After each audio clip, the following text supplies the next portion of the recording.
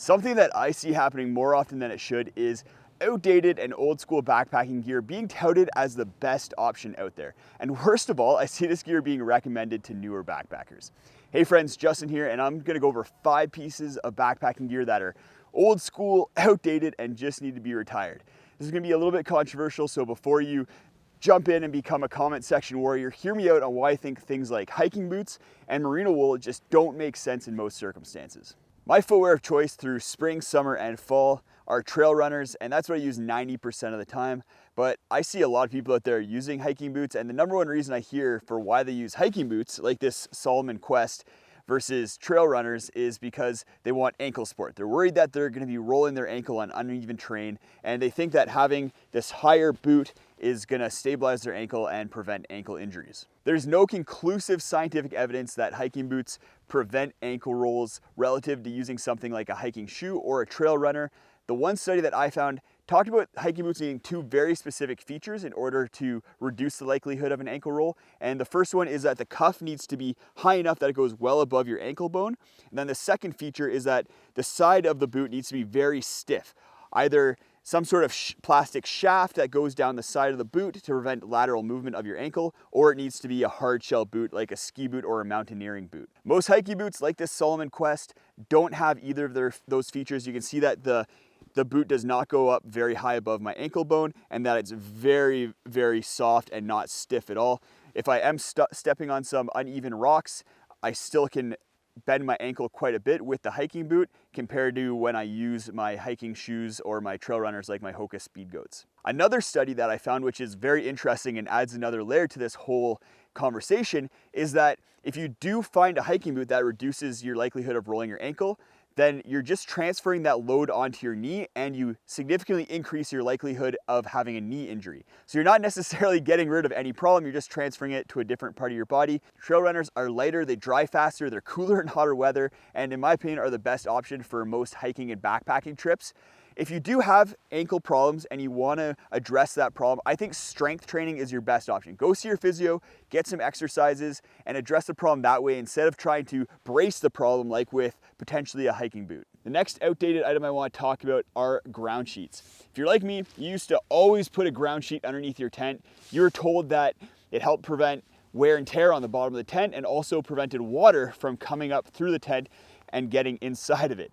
But materials have come a long way in the last 20, 30 years, and I don't think you really need to worry about either of those things. As far as durability goes, the only time I think you might have some issues if you're on very abrasive ground like in the desert, or there's a lot of pricklies like cacti or needles. In that case, you may want to put a ground sheet underneath.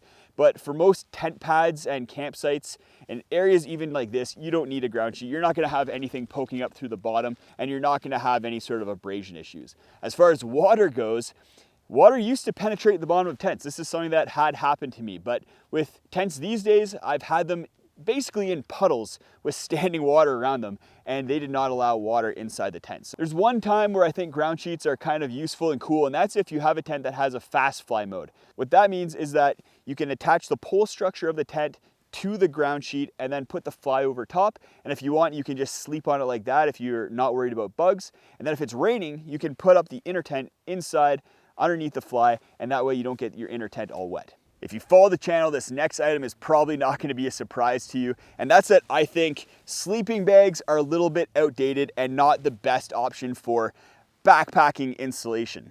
I think that backpacking quilts are a much more versatile option. You can use them in a wider range of temperatures, dump heat very easily by sticking an arm or a leg out or undoing the pad attachment systems. That's a little bit more difficult with a sleeping bag. And then quilts, I can also toss and turn a lot more easily in them and not get tangled up like I do with a sleeping bag. I know there's some of you out there who like to be cocooned up in a sleeping bag, and that's completely okay. Use a sleeping bag if that's the case, but I think you're in the minority. I also get quite a few comments from people who tell me they like to do trips to Everest or to the Arctic and that a sleeping bag is a better option, and I agree. In those circumstances, a sleeping bag might be the better option. If you're like me though and you're not doing a lot of trips up Everest or to the Arctic, then I think a backpacking quilt is going to be more comfortable and a better option on backpacking trips. This next item has to do with the sleep system as well, and that's a pillow. For decades, people would take their extra clothing, their jacket, stuff it into a stuff sack, and then use that as a pillow when they're sleeping. I used to do this all the time as well, but times have changed. First of all, I question why I was carrying so many pieces of extra clothing back in the day to be able to stuff a stuff sack in. Even when I did a 36-day hike on the Great Divide Trail with tons of different weather conditions, I never had enough clothing to make a very comfortable pillow. And then there's other options out there. You can get inflatable pillows that are super lightweight and also very comfortable. Like my favorite here, the Trekology 2.0. You just put this with the pad strap around your pad. You're not gonna have to chase your pillow around over the course of the night, and you're gonna get a really good night's sleep. This next item might get me the most hate out of any item I've talked about so far, and that's Merino Wool. Merino Wool has a cult-like following, but I don't think it's the be-all end-all when it comes to materials for backpacking and hiking, and I think it's a little bit outdated. And the reason for that is that Merino wool holds on to 40% of its weight in moisture, compared to synthetic materials like polyester, which holds on to 4%, and nylon, which holds on to 10 to 12%. So if I'm gonna be doing an activity where I'm gonna be getting wet, like walking through streams, or I'm sweating a lot, or if it's raining, then I'm gonna be choosing a synthetic material over Merino wool every single time, because that synthetic material is gonna hold less moisture against my skin, and it's gonna dry a lot faster. The times where I do use Merino wool are when I'm not being active. For instance, if I'm around camp or I'm sleeping, this is the base layer that I use for sleeping, just a thin Merino wool that I have against my skin. And Merino wool does a very good job of regulating temperature. And that's why I think it's a great option for your base layer for a sleep system. Go check out this video where I talk about all my winter hiking clothing. I think it's a must-watch video if you're gonna be doing any sort of winter activity like hiking, snowshoeing, or skiing.